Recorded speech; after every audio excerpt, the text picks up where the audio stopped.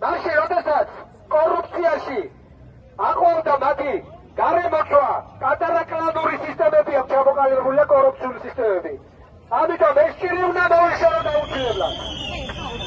ეს საკუთარ თავზე მაქვს გამოცდილი, როდესაც ოჯახის წევრი უწევს რომ ქვეყანა დატოვოს. ეს არის სტრესი და ეს არის ტკივილი, რომელსაც ვერასოდეს ვერ მოიშორებ.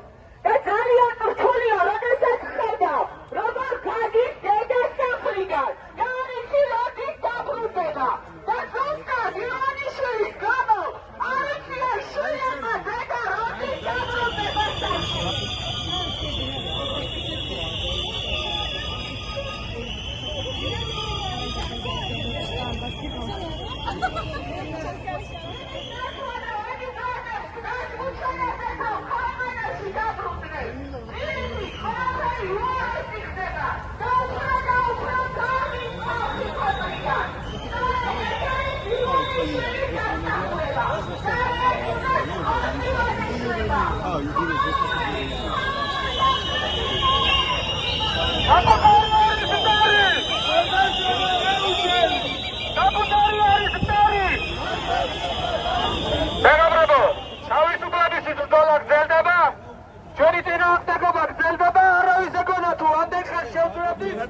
უწყვეტი პროტესტი ძელდება თითქმის 2 წელი, უკვე შაბათის მარშები ტარდება 13 დეკემბრის მერე და არის 36 მარში და ჩვენი ეს წინააღმდეგობა არ განელდა.